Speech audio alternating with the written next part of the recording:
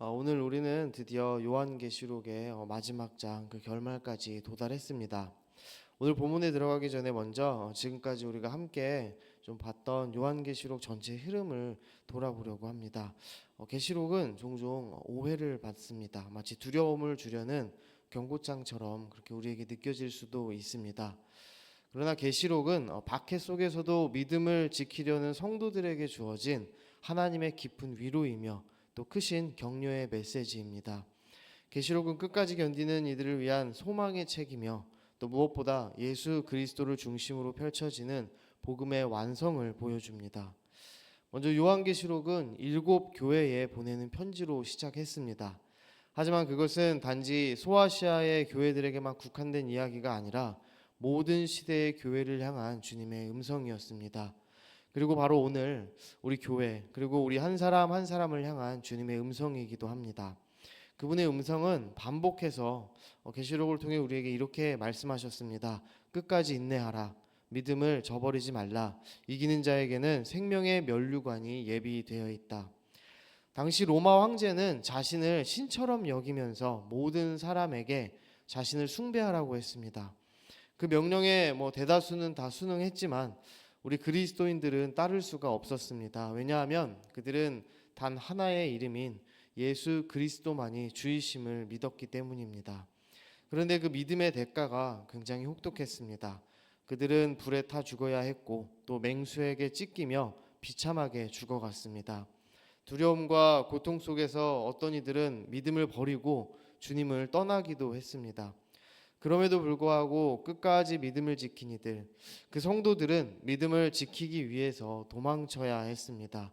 지하 땅굴과 또 동굴로 숨어들었습니다. 그렇다고 해도 그것도 그렇게 안전하고 또 완전한 피난처가 되어주지는 못했었습니다.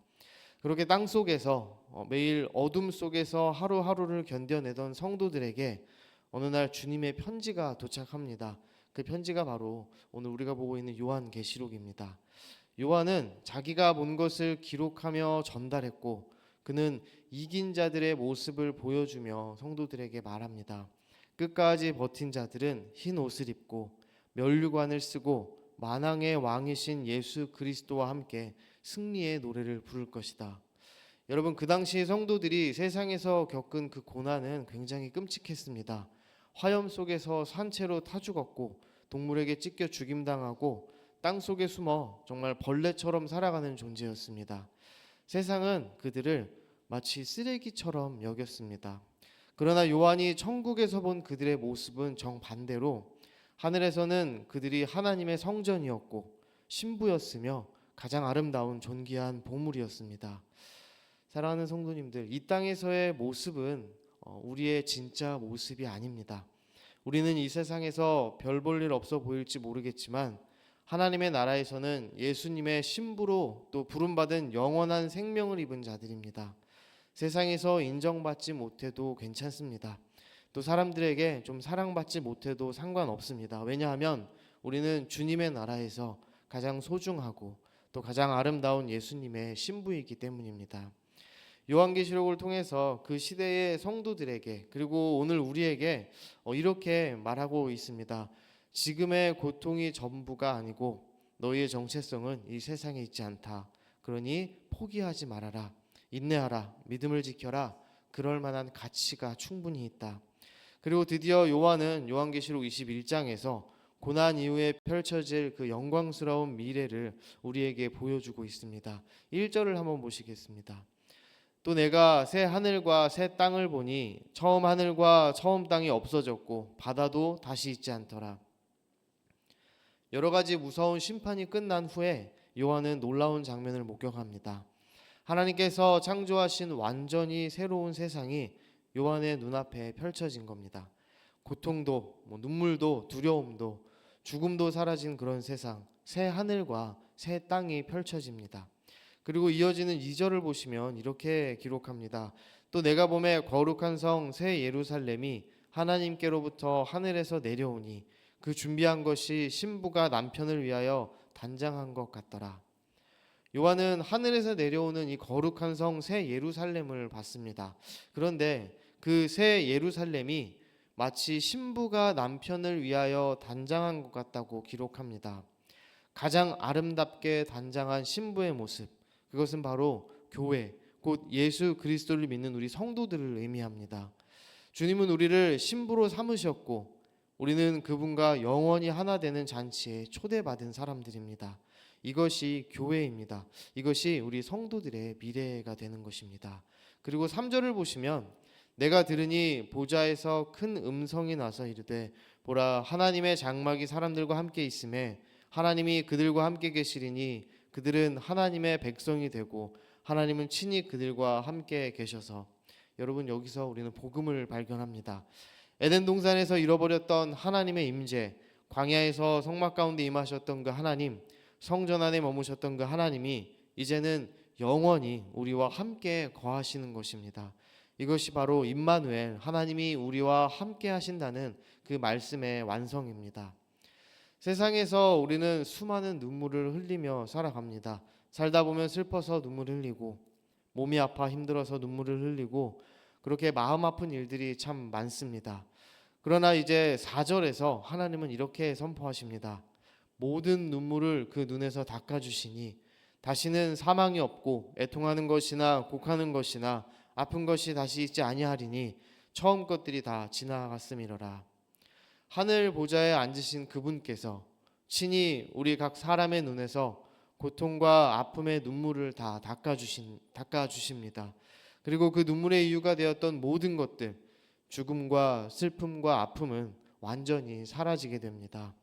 이제 그 처음 것들은 영원히 지나가는 것입니다. 이 놀라운 회복과 새 창조의 중심에는 바로 우리 주 예수 그리스도가 계십니다. 새 하늘과 새 땅에서는 이 승리가 완벽하게 펼쳐져서 우리 주님의 신부는 다시 아프거나 슬퍼할 일이 없는 것입니다. 왜냐하면 5절 말씀에서 보라 내가 만물을 새롭게 하노라 라고 말씀하신 우리 주님께서 6절에서 분명히 이루었도다 라고 선포하셨기 때문입니다. 예수님께서 십자가 위에서 말씀하셨던 그 다 이루었다는 선언이 이제 구속의 완성과 또 영광의 완성으로 연결됩니다. 그런데 이 약속은 여러분 아무에게나 주어지는 것이 아닙니다. 오직 오늘 본문 7절에서 말하는 이기는 자에게 허락됩니다. 이기는 자는 이것들을 상속으로 받으리라. 나는 그의 하나님이 되고 그는 내 아들이 되리라. 반대로 8절에서 말하는 두려워하는 자들과 또 믿지 아니하는 자들과 흉악한 자들과 살인자들과 음행하는 자들과 점술가들과 우상 숭배자들과 거짓말하는 모든 자들, 그리고 27절에서 말하는 무엇이든지 속된 것이나 가증한 일 또는 거짓말하는 자들은 불과 유황으로 불타는 둘째 사망에 던져질 것이라 말씀하십니다. 쉽게 말해서 하나님을 거역하고 예수 그리스도를 믿지 않으며 자신이 주인 되어 살아가는 자들은 어린 양의 생명책에 기록되지 못할 것이라는 말씀입니다. 사랑하는 성도 여러분, 그렇기 때문에 성경은, 특별히 오늘 요한계시록은 우리에게 분명하게 선포하고 있습니다. 깨어 있으라.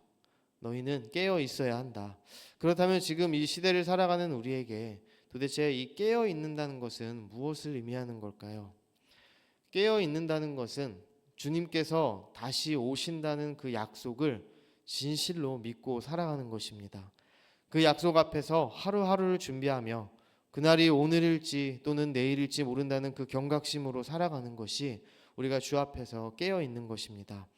주님 다시 오실 것을 알고 여호와를 경외함으로 섬기고 떨며 즐거워하는 것이 바로 깨어 있는 것입니다.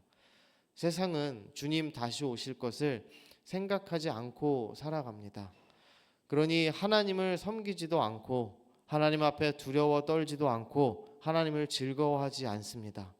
대신에 돈을 섬기고 세상의 힘과 권력을 두려워하고 일시적인 더럽고 지저분한 그런 쾌락을 즐거워합니다. 그들의 눈에는 보이는 것이 전부고 보이지 않는 하나님은 그들에게 아무 의미가 없습니다. 여러분, 우리는 이 땅에 살고 있지만 이 땅의 백성으로 살아가는 사람들이 아닙니다. 우리는 세상 속에 살지만 세상처럼 살 수는 없습니다. 왜냐하면 이 세상이 우리의 집이 아니기 때문입니다. 사랑하는 성도 여러분, 요한계시록을 통해서 우리는 본향이 있는 이 땅의 나그네임을 기억하시며 그런 깨어있는 삶을 살아가야 합니다. 그 삶은 세상 앞에 무릎 꿇지 않고 오직 예수 그리스도 앞에 무릎 꿇는 삶입니다.